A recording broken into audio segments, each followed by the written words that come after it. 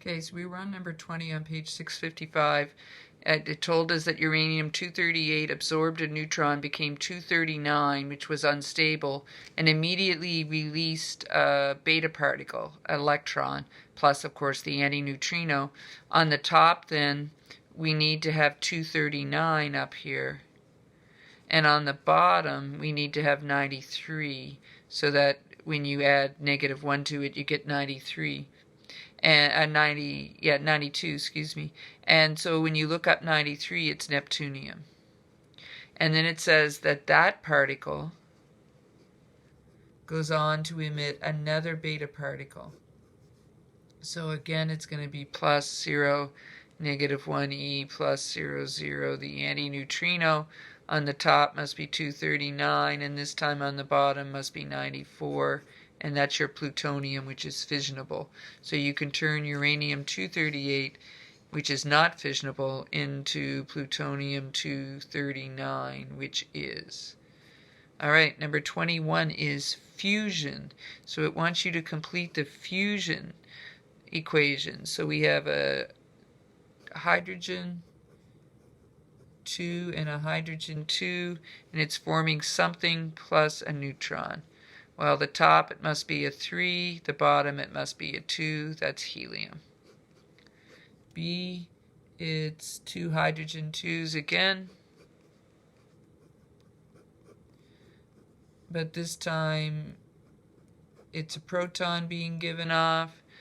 And so on the top, then, must be a 3, and on the bottom must be a 1. So it's the tritium, hydrogen 3, that's formed. And the last one, 2 hydrogen 2 and a hydrogen 3. And again, it's giving off a neutron. And so top is 5, so it must be 4. Bottom must be 2. It's making a helium. Okay, so those are the questions in the textbook. I also asked you to do the multiple choice ones. So, and of course, I can never see when I put it like this.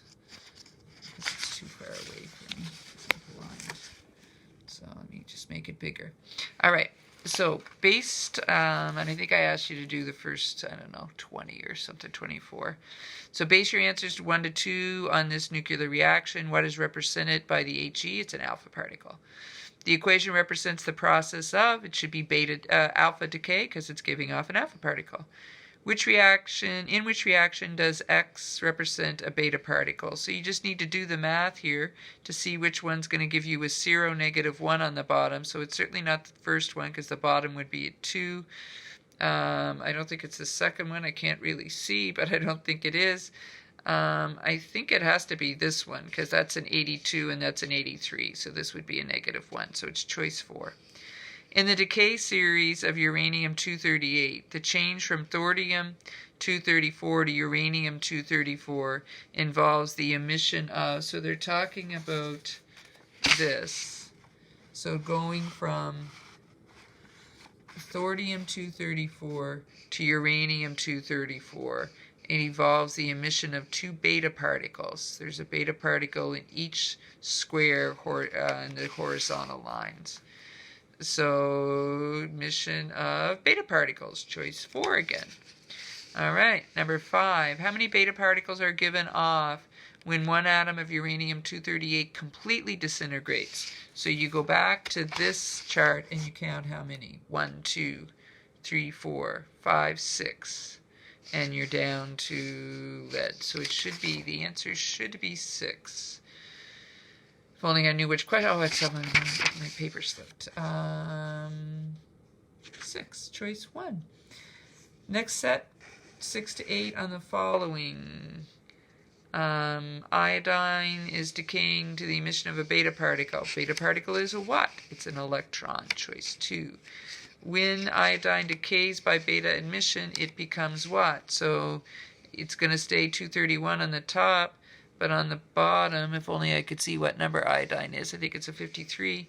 So then it should become 54, which should be choice 2.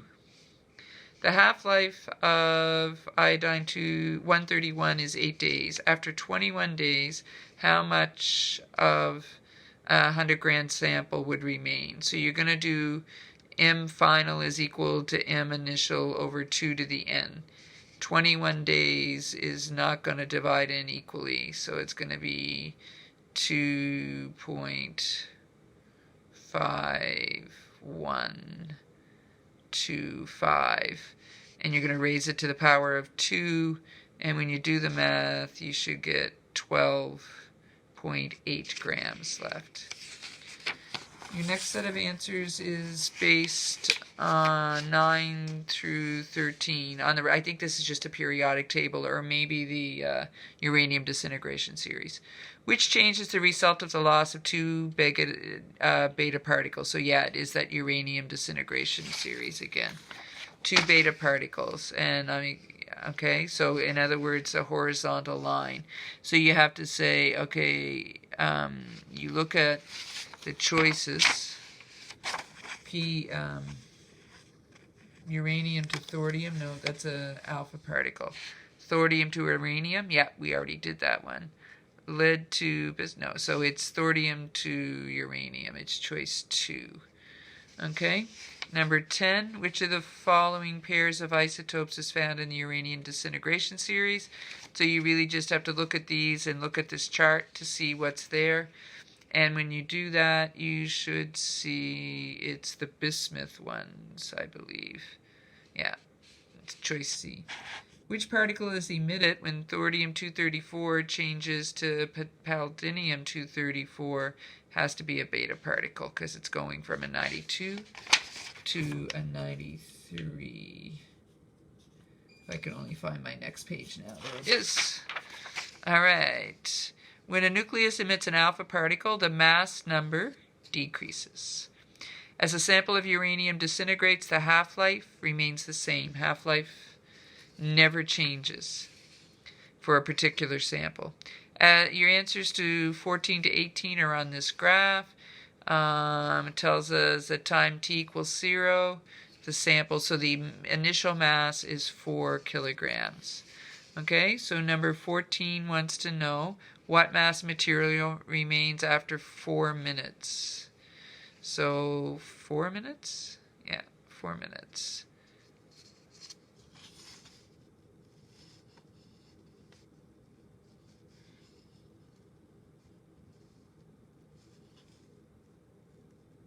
$80. So it's going to be in here. I'm just 4 kilograms.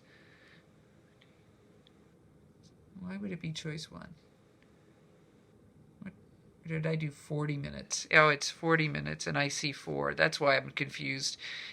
So yeah, it's 40 minutes, not 4 minutes, because I was like, you can't do that. So it's going to be 1. There is a decimal in this one, and there's not in this. All right. What is the, or maybe there's a decimal in both. Anyway, what is the half-life of the isotope? So when is it half gone? It's half gone when it gets to 20. So it is 2 minutes. So there are decimals here. Okay. I just can't see them. I don't know if you can, but I can't. All right. How many half-lives of the isotope occurred during the 8 minutes? Well, I think that should be 4 if they're each 2 minutes. How many half-lives of the isotope? Oh, did that one. How long did it take the mass of the sample to reach 0.25? 8 minutes. Look at the chart. If the mass of the material had been 8 kilograms, its half-life would have been the same. The half-life does not change.